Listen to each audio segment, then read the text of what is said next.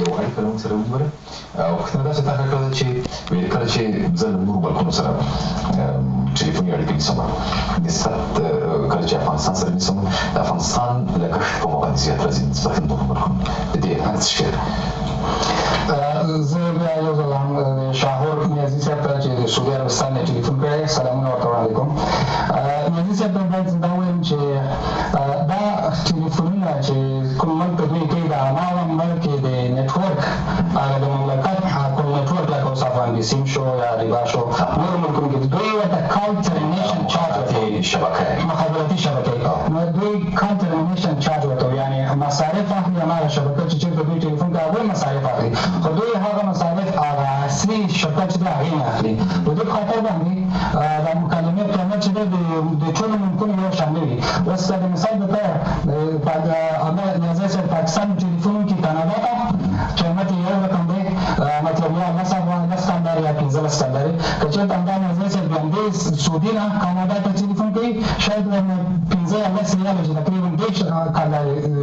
مصارف وي نو دا د هر ملکونو فرق کوي او دا چې شرکتونه په دې نرخ ګیري کې دوی آزاد دي او دا مارکېټ ته پرېښي چې دا قیمتونه په قراره قرار خپله وغورځېږي یا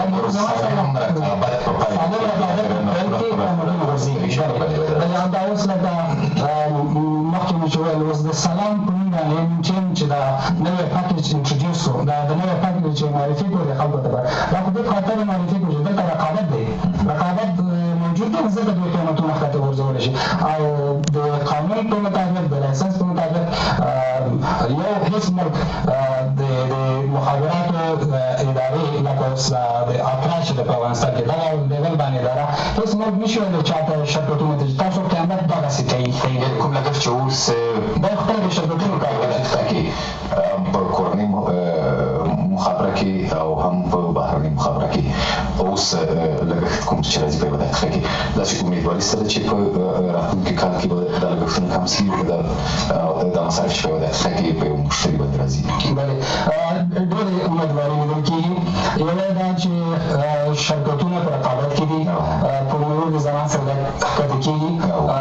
دا مارکېټ خپله دا خلک چې د ټلیفون نه کوي یو په بل رقابت د خپل ښکته کېږي شرکتونه. بله موضوع دا ده چې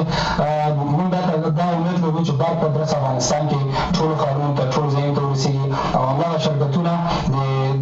د برق نه صفا کوونکي نسبت د جنریټرونو چې دا د هوا د صفا کېدو پکې هم فایده لري. چې مخکې د مخابراتو او معلوماتي تکنالوژۍ وزارت زما یاد دی چې هندسې یو دغه یې هم لرله تصمیم یې هم لره او دا د چاپېریال ساتنې د ادارې سره دا خبره طرحه هم کړې چې د جنریټرونو استعمال یې په هغو مسیر کې چې خاصتا برېښنا موجوده ده دلته یې بند کړی تر څو پورې چې چاپېریال باید ککړ نه شي لوګۍ چې تولیدېږي د کابل په ښار کې حاضر القیاس همداسې دا که زه فکر کوم چې که بیا هم له دغه تصمیم سره څوک له جنریټرونو په پټه توګه استفاده کوي دا به اصلا فکر کوم چې ګناه به د مال اچوي چې د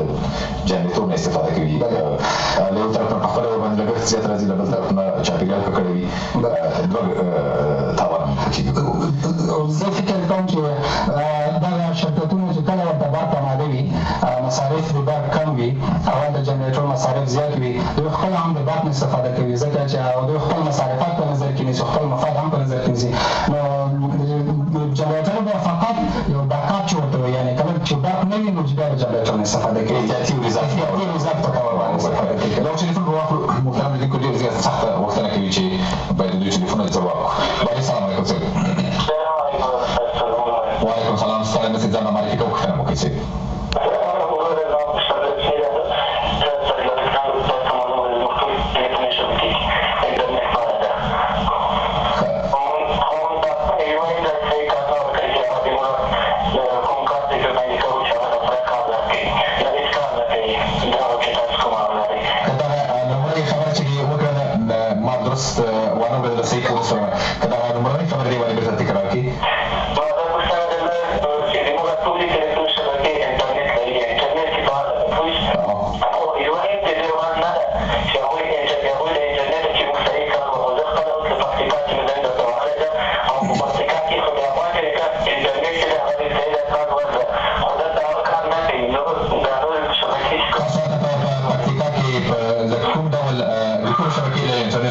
استفاده کوئ؟ څه ډول انټرنیټ استفاده کوئ؟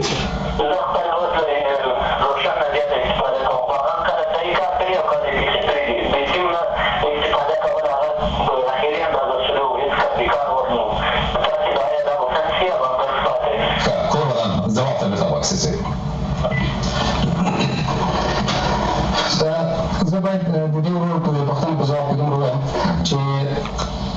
ټول شرکتونه د 15 شرکتونه دوی د انټرنیټ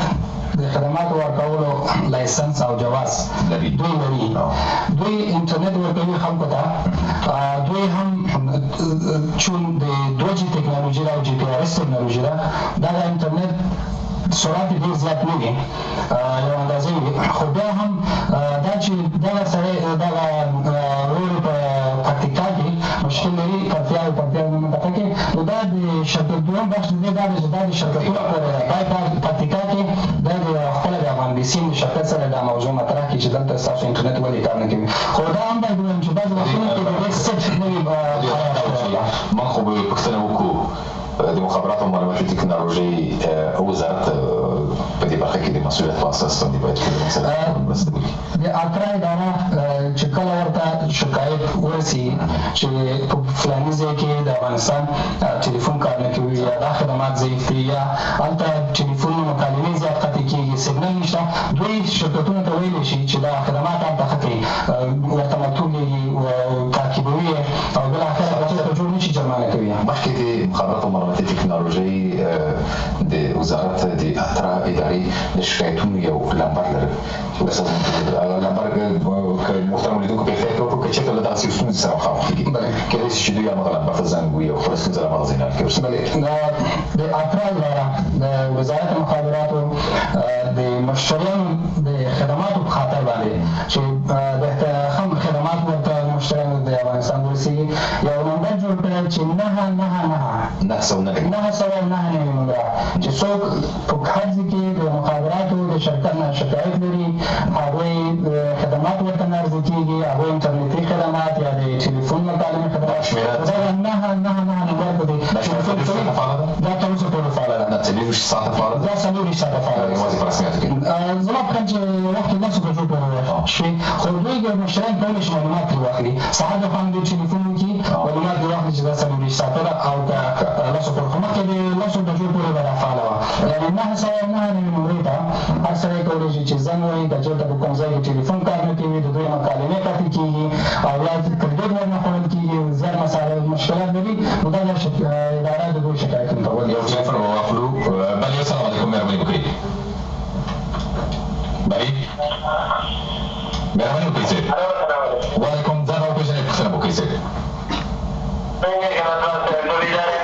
خدای دې امان لره صاحب،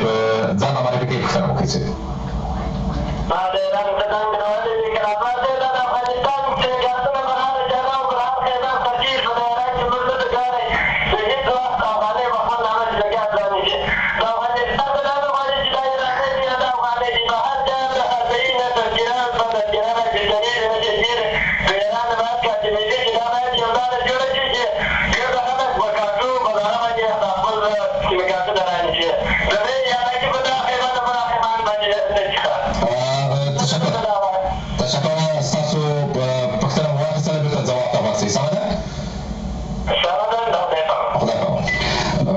په دې باندې مخکې تفصیل لرله چې موږ وایو چې په ایران کې اصول داسې دي چې د افغان دپاره اسقاطاً سیم کارت نه ورکوي چې تر څو پورې چې د هویت کارت د پېژندنې کارت ورسره نه وي، تذکره ورسره نه وي، بل ورسره نه وي. او په افغانستان کې داسې پرېمانه ده چې پر چوک باندې راوګرځي هغه سیم کارتونه خراب پراته دي، بس وایخله او دغې استفاده ترې کول. په دې ډېرو د پوښتنې په ځواب کې زه باید ووایم چې مختلف دولتونه د ټلیفونو د خرڅولو لپاره مختلف قوانین او پالیسیان لري. په اکثر ځایونو کې داسې وي چې ټلیفون کارت هر سړی اخیستی شي، هر سړی حق لري. خصوصا خلک خبره اصلا برعکس ده، ځکه په کوم ځای کې چې ټلیفون هر سړی په اسانه اخیستلی شي، هلته خدمات ټولو ته امادوي. خارجیان چې څوک راځي د نورو ملکونو هغوی لپاره ډېر ضرور ده چې خپل ملک ته ټلیفون وکړي. دا د خلکو لپاره اوس زه یو مثال درکړم، که په لندن افغانستان کې هر څوک نه شي پنځه شپږ سم کارت هر ځای کې اخیستلی شي خو هلته بیا هغوی داسې وي چې اول سم کارت اخلي وروسته ضروري ده چې د ټلیفون له لارې هغه سم کارت خپل راجستر کړي. او تر کومه زده کړو چې ګران هېوادوالان په جریان کې د معلوماتو د ډېر حاصل وي. زه فکر کوم چې دغه ستونزه به کېدای شي چې یو شپږ میاشتې نور هم دوام پیدا کړي. په دې باندې چې کله په افغانستان کې د الکترونیکي تذکرو پروژه تطبیق شوه د اوس سره جوخت وځه ګومان کوم چې دا ستونزې د پای ټکی کې کوي چې هغه په دې باندې چې په هغه الکترونیکي پروژه کې چې څه په نظر کې نیول شوي دي لومړی تقلب جال تزویر کېدلی نشي او په دویم قدم کې هغه معیاري او سټنډرډ اصول په نظر کې نیول شوي دي چې مثلا جهان اوس څخه استفاده کوي. نو دا شپږ میاشتې چې کوم ستونزې لا هم په دې برخه کې موجودې وي ان شاء الله خدای رحمانه دی تر دغه هدف پورې چې په دې نهه کلونو کې راورسېدلو چې اوس زموږ د نورستان په سیمه کې هم یا مثلا د دایکنډي کې چې هم په غرنیو سیمو کې زموږ یو هېوادوال کولی شي چې له مغازه نه استفاده وکړي کې خدای رحمانه دی د نورستان اوس موږ 2 دقیقې وخت لرو په دغه 2 دقیقو کې فقط غواړو چې ستاسو غوښتنه د افغانستان د خلکو نه څه ده داسې په لنډو ټکو کې راته زه وایم چې دوه خبرې مطرح کوم. یوه دا چې اکثره هېوادوال که چېرته د خپل ټلیفون سره مشکل لري دوی بهترینه 50% مشکلات په دې حال کېږي چې ټلیفون نه بیټرۍ وباسي ټلیفون ګوله کې بیټرۍ ته وباسي بېرته بیټرۍ ترې کېږدي او بیا یې چالان کړي نو دا یو فرش لوکیشن اپډیټ ورته وایي چې ځان راجستر کړي د دستګاه سره اکثره مشکلات په دې حال کېږي. بل دا ده چې کله په مکالمه کې اواز صوتي اواز ښه نه وي نو دوی کولی شي چې ټلیفون قطع کړي دوباره ځل نظر ته په هر وخت کې یو چانل نه ورکړي. او بل د ګرانو هېوادوالو ته زما آخري خبره او خواهش دا دی چې د ټلیفون خدمات دا یو داسې خدمات دي لکه فواید عامه غوندې لکه شفاخانه شو صرف شو دا د دې سیاست پورې چې پورې نه لري. که ستاسو د کور مخکې تاسو ته د ټلیفون خدمات اماده دي د دې حفاظت او مراقبت باید ستاسو هم یو رقم وظیفه ده. د کور مخکې مثلا د انټنونو لګېدلي د ټلیفون یا د ټلیفون د زمیني لینونو ټلیفون بکسونه لګېدلي د دې حفاظت باید تاسو خپله وکړئ. زه دا ستاسو په فایدې لپاره ستاسو په کورونو مخکې دي ستاسو په څوک لګېدلي دي دا تاسو لپاره فایده لري. نو که چېرته دا په ډېر سختۍ جوړې شوي دي که چېرته دا ونډ شي بیا جوړېدل دوباره ډېر اسانه کار نه دی چې تاسو ورسره ځئ. ډېر زیاته مننه ښاغلی انجینر سید احمد شاه سادات د مخابراتو د علومو متخصص دا چې محترم اورېدونکو ته مو د مخابراتي تکنالوژۍ په اړوند باندې ځینې معلوماتونه وړاندې کړل. د تاسو نه ډېر زیاته مننه د ټلویزیون خلکو او ګرانو لیدونکو د سلام علیکم خپرونه همدومره وه. اوس د کابل په وخت 9 بجې کېدونکي دي. ملي ټلویزیون خبرونه او نور خپرونه لري. موږ له تاسو اجازه غواړو ته بلې خپرونې چې هر چېرته یاستئ تاسو پر یو بخښونکي خدای سپارو. نیکمرغه او سرلوړي اوسئ. مننه.